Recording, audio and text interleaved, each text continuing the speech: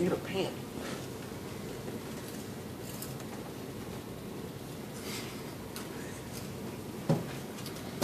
So Jimmy likes Sally, but does Sally like Jimmy? Jimmy thinks hard, trying to figure out how to ask Sally if she likes him too. Then he gets an idea. I'll write her a note. Sally opens up a little folded piece of paper. It's folded into a cute little heart.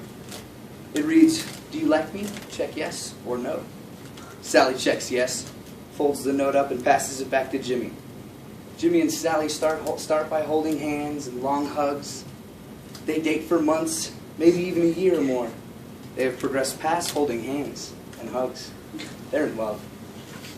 They've been kissing for some time and are now thinking about becoming more intimate. Then they try sex for the first time, and Sally gets pregnant. She is pregnant at 14. Sally talked to her mom about getting on birth control 6 months earlier, and her mother said no. Today, we're going to discuss some reasons why people believe that parental consent for teens trying to obtain birth control, reasons why some people believe in no parental consent for birth control, and why parental consent definitely should not be necessary for teens to obtain birth control. Much of the information I'm going to share with you today came from various news publishers, magazines, college websites, and teen pregnancy websites.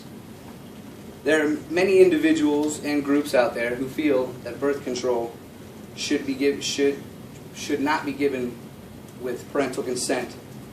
Some believe that birth control is wrong altogether. That no matter what the reasons, birth control should not be administered at all, ever.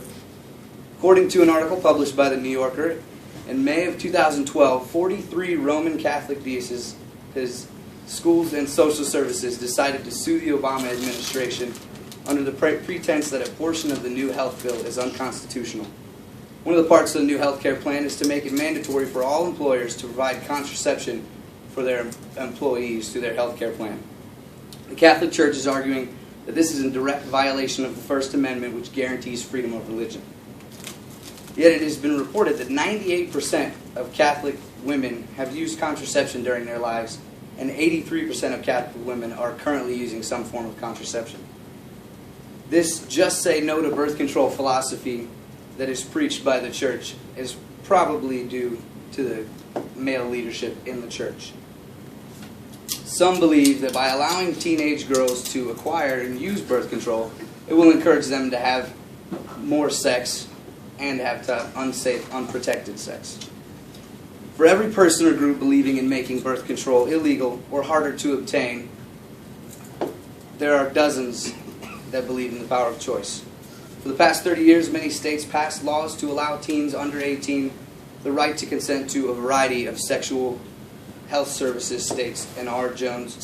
Jones of the Journal of the American Medical Association. And there's now a federal law allowing teens under 18 to acquire these without parental consent. According to R. Jones, there was a study done that stated 1 in 5 teens would actually take greater risks if they were required to get parental consent. They said that they would either use no form of contraception or would rely on withdrawal as a birth control method. Many people out there believe that birth control should be obtained by young women even if they are not sexually active. They believe that the risk of pregnancy from rape is enough reason to be on birth control. So should the law stay as is? Should teens be able to acquire contraception without parental consent? Absolutely. This is not a question that should even have to be asked, yet it is. It shouldn't be a moral question or a religious issue. It is a matter of personal rights. Teenagers are going to have sex. 7 out of 10 teens have had intercourse by the age of 19, according to Planned Parenthood. If teens are going to have sex, why would a parent not want their child to be in control of when they make the extreme life-changing decision to bring a child into this world? TeenShelter.org reports that in 2002, almost 750,000 teens became pregnant in the U.S. This resulted in approximately 425,000 births, 215,000 abortions, and 110,000 miscarriages. These could have all been prevented with birth control. Now, it sounds bad saying that, 425,000 births could have been prevented, but it's true. Continuing with these statistics, 80% of teen fathers do not marry the teen mothers of these children. It has also been shown that children born to single mothers are more likely to drop out of school, to divorce or separate, or become dependent on welfare. 1 out of every 6 women have been a victim of rape, according to the West Virginia University, and 5% of these rapes in the U.S. result in pregnancy. Rape is already a horribly traumatic experience. If you could prevent the addition of a pregnancy resulting from rape just by getting birth control, why not? Women, regardless of age, should be in control of their bodies and should be able to make the decision to bring a child when the time is right, especially as a teenager.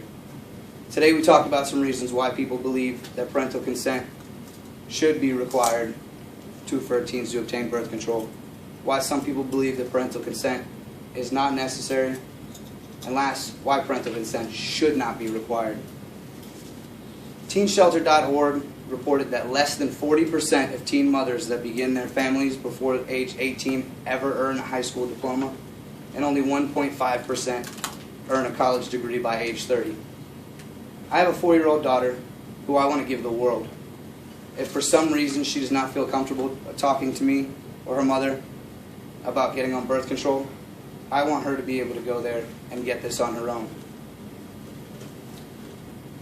Well, I don't believe there's even a question if teens should be able to get these assistances without parental consent, or with parental consent. It should be free.